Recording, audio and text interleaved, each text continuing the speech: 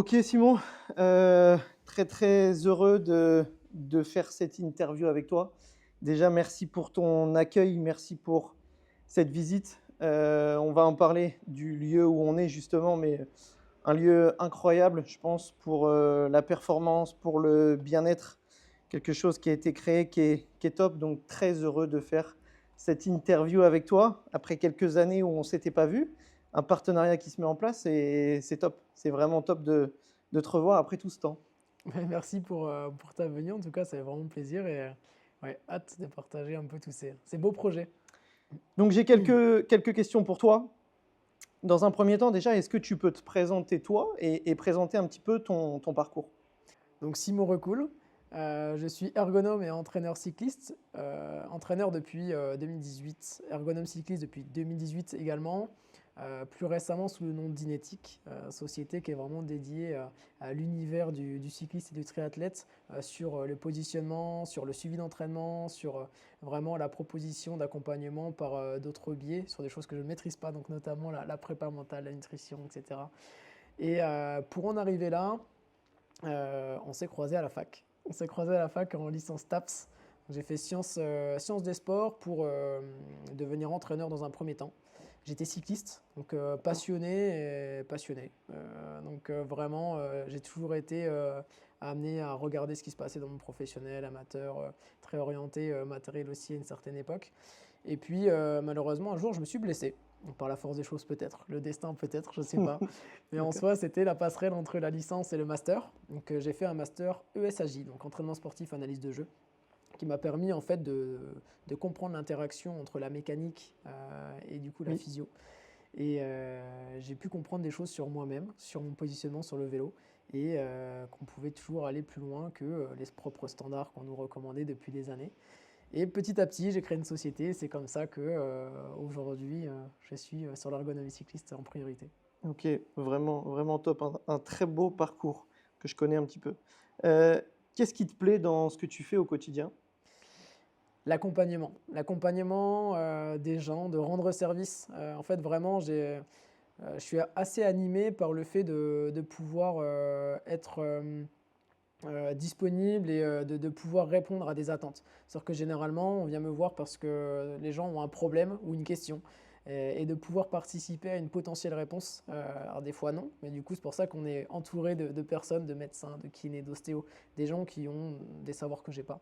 Et pour le coup, ça me permet de réorienter s'il faut. Mais 8 fois sur 10, je pense qu'on arrive à s'y retrouver. Et ouais, je suis vraiment stimulé par le fait de pouvoir rendre service aux gens, je pense, dans la passion. Ouais, et je l'ai vu là, j'ai pu assister justement à un entretien, donc je l'ai vu ce côté passionné de par la capacité que tu as à expliquer des données très complexes en une image très simple et justement rendre accessible à tout le monde justement ce type de données parce que tu exploites vraiment des choses qui sont très complexes et tu les rends très simples, très visibles et finalement très terrain. Le transfert terrain est hyper intéressant et ça, je tiens à le dire, la manière d'expliquer dont pas tu mènes les entretiens, mais tu vis les entretiens est vraiment super intéressante. En quoi, pour toi, l'aspect mental est intéressant dans la performance? En quoi il est important? On en parlait tout à l'heure, c'est intéressant, mais pour moi, un athlète qui est disponible, qui est focus, c'est un athlète qui sera performant. J'ai moi-même été attiré, je suis toujours par l'aspect compétitif et performance, donc forcément, on se pose beaucoup de questions pour nous-mêmes. On n'a jamais toutes les réponses. Et pour le coup, on s'est toujours rendu compte que si on était dans un bon mood, dans une bonne période, ça marchait bien, même si tous les facteurs n'étaient pas réunis. Donc je pense qu'à un moment donné, même si physiquement on n'est pas à 100%, pour moi, la performance, c'est toi le chef qui dira si je me trompe ou pas, mais je pense que c'est au moins 50% de la perf, l'aspect mental. C'est vraiment la capacité à se mettre dedans, la capacité à se rendre disponible pour une seule et même tâche.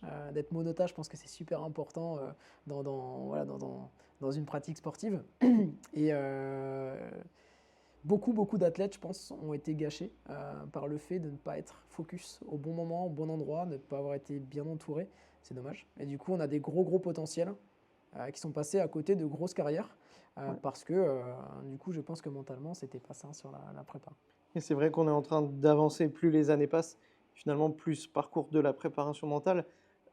avance, mais aussi l'accompagnement qu'on peut avoir autour, que ce soit sur l'aspect nutritionnel et que ce soit sur tout ce qu'il y a autour.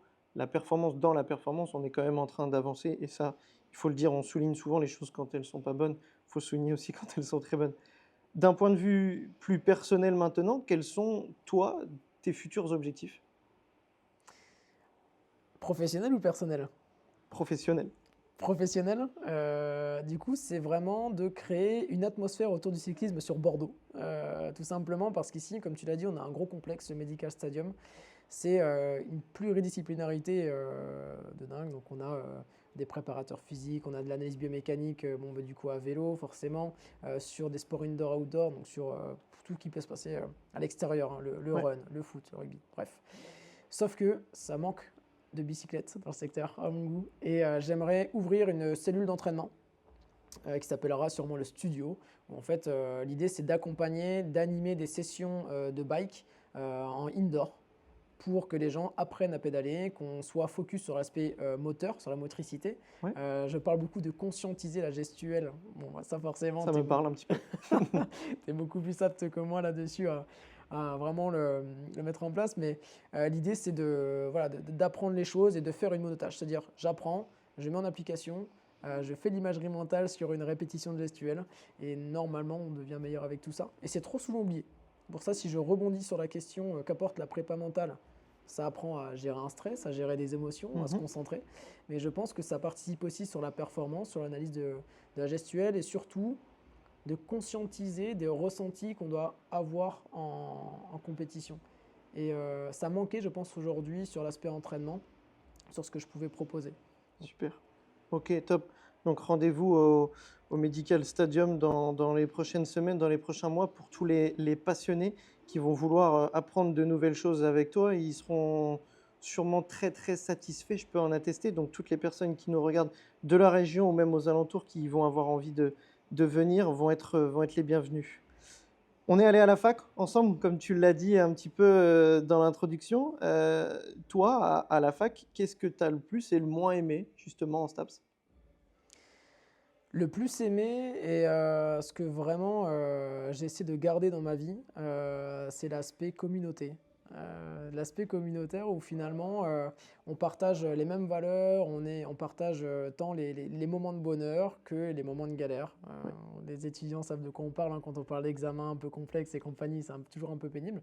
Et à Rouen, on a eu la chance d'avoir, je pense, des gens qui fédéraient en partage de connaissances, du coup sur les pratiques sportives, etc. C'était génial. Donc ça, j'ai vraiment apprécié l'échange humain. Donc ça, vraiment, je tiens à le dire, je veux le garder dans Oui, ma vie pro et oui. perso. Et on le comprend très très bien quand on échange, ne serait-ce qu'un tout petit peu avec toi. Et sur la partie, qu'est-ce que j'ai pas aimé Qu'est-ce que j'ai pas aimé Les années fac, c'est quand même, je pense, les meilleures années où j'ai bien kiffé. Euh, Donc c'est difficile de trouver ce que tu as moins aimé. J'ai pas aimé. Si, alors là, les mecs qui étaient dans notre licence, on rigolait, mais le foot. J'étais mauvais, j'étais nul. J'étais très très nul. Mais il fallait passer par là pour valider les UE. Donc, Et oui, et tu as été solide mentalement à l'époque pour tenir justement tout le semestre. Je me souviens très bien. Si tu devais donner des conseils à des jeunes sportifs, sportives qui regardent cette vidéo et qui veulent réussir, toi, tu leur dirais quoi? de croire en soi, de croire en ses chances, de vraiment être focus sur ce qu'on veut faire, croire en ses rêves et se donner les moyens pour réussir.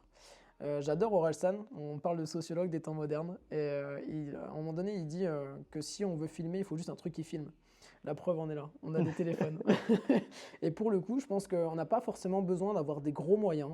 Nous, on le voit beaucoup en cyclisme où les jeunes commencent avec des Ferrari avant de savoir pédaler. C'est-à-dire qu'ils ont besoin du matos de dernière pointe et machin. En vrai, ça, on s'en fout. C'est vraiment croire en ses chances, mettre en application ce qu'on peut mettre en application maintenant et de pas trop penser à l'avenir. C'est vraiment être focus maintenant. Qu'est-ce que je peux faire? Qu'est-ce que je peux mettre en place?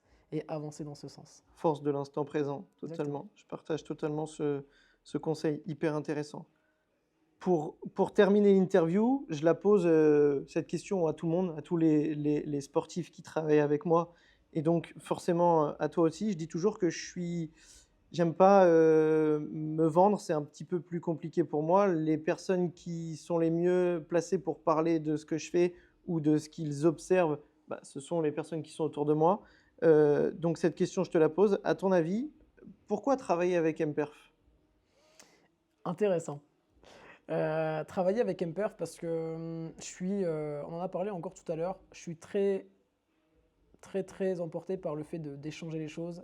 On partage les mêmes valeurs, les valeurs de l'humain. Je pense qu'une personne qui doit être prise en charge correctement, c'est une personne qui est entendue. Une personne qui fait la démarche d'eux, c'est une personne qui a l'ambition d'eux. Et je pense que là-dessus, on partage vraiment les mêmes avis. Pourquoi MPerf? Tout simplement parce qu'on est chez MPerf, on est à l'écoute. Chez MPerf, on est accompagné. Et surtout, surtout, surtout, on est passionné.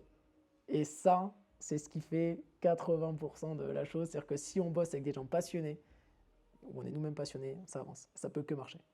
Et c'est ce qui fait qu'on peut échanger des heures lorsqu'on discute justement Complètement. parce qu'on partage des vraies passions. Merci beaucoup à toi pour cette interview qui nous a permis d'en apprendre un petit peu plus sur toi, sur ton parcours, sur un petit peu justement cet aspect mental. Je te laisse le mot de la fin, la citation de la fin. Qu'est-ce que tu aurais envie de nous dire? Croire en ses rêves, c'est une grande avancée. Ouais, c'est pas mal, ça me va bien. Merci, Merci Nico. merci à toi pour cette interview.